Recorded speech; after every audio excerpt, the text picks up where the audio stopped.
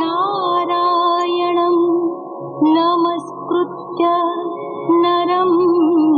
चैव नरोत्तमं देवीं सरस्वतीं व्यासं ततो जयमुदीरयेत्। मूकं करोति वाचालं पङ्गुं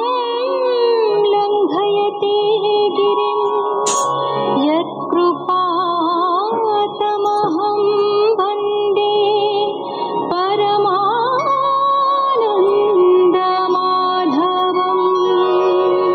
भगवान कपिल जननी देवहूति को उपदेश देइछन्ते। सात्विक राजस और तामस भेदरे गुण तीन प्रकार। दंभ मत्सर हिंसा अपर अपर भेद होचे तामस गुण। जस ऐश्वर्य बांछा और प्रेम प्रतिमा पूजा राजस गुण। बाह्य और अंतर भितर माया को त्याग करे कर्मफल कामना न करे ईश्वर अर्थरे कार्य करबा ही सात्विक गुण। एहा परे भगवान जननी को निर्गुण भक्ति कथा कहिछन्ते। भगवान उवाच हे घोर दुख सुख माने वैराग्य न जन्मे अज्ञाने कुटुंब पोषण रे थाई बहुत धन पूजाई बहुत हिंसा कर्म करे अर्थ अर्जने निरंतरे लोभ बढ़ाई परधने नरक भय कुन माने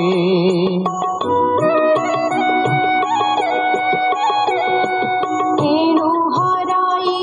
पराधन नाशाई पूर्व जन्म पुण्यं दुखे संचिले जेते धन मोमले हानिबे आनम से काल पासे बंदी होई किंचिते वाक्य न भाषाई हेमंते जीवनरान्ते वेगे मिलन्ति जमदूते।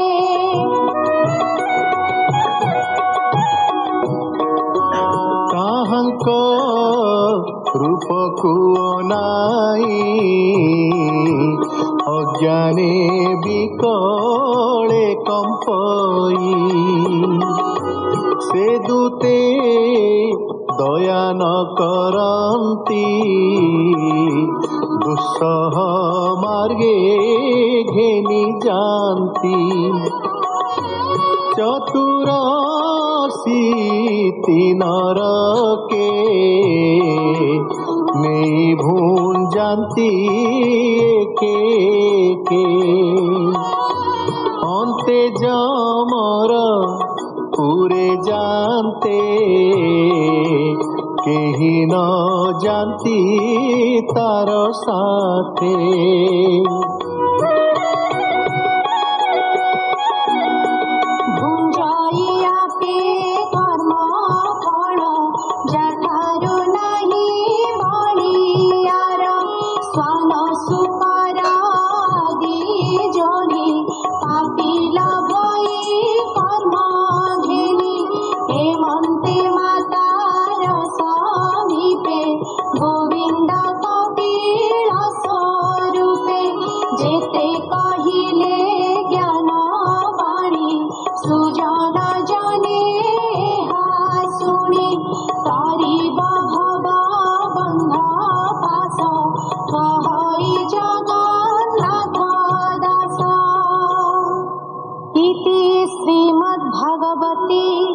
महापुराणे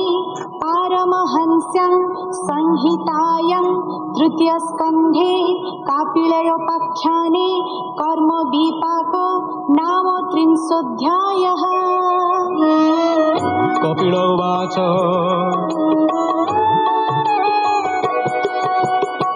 शृण जननी तदन्तरे पुण्यपातक सुविचारे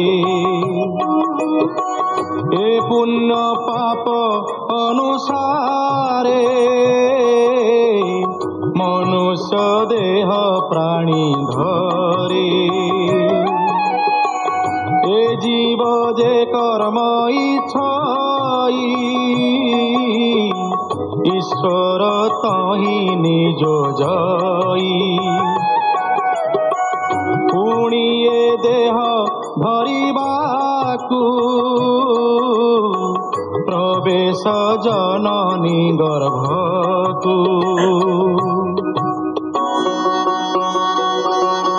से रूपे गर्भे ता भ्रमण दुसह से दुख भाषण तदन्ते सुना गो जननी भाड़ाई देवा सारा जानी अति विमुखे कष्ट सही से गर्भे आत्मा को देखाई से दुख न घेनई चिते अनाथ मुझे गर्भगते वेदना पाऊ अछि जेते हेतु उद्धार नाथ मोते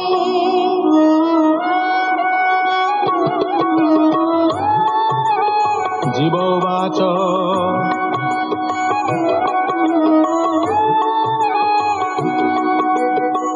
तु नाथ पूर्ण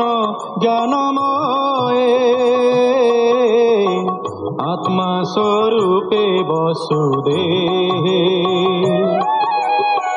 सकल हृदये प्रकाश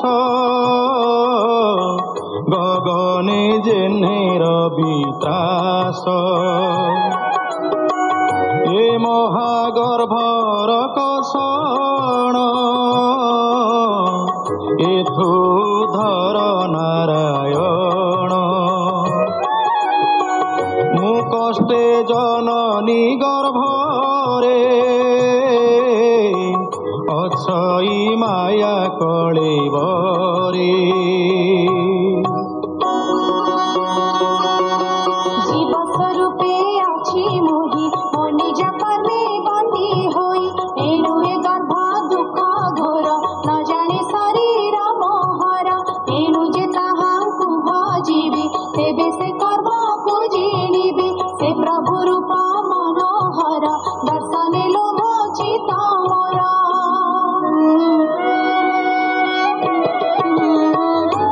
कपिल उवाच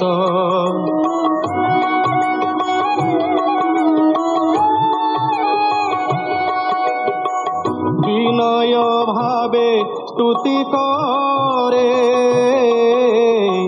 हे जीव जननी उदरे केबे नोहे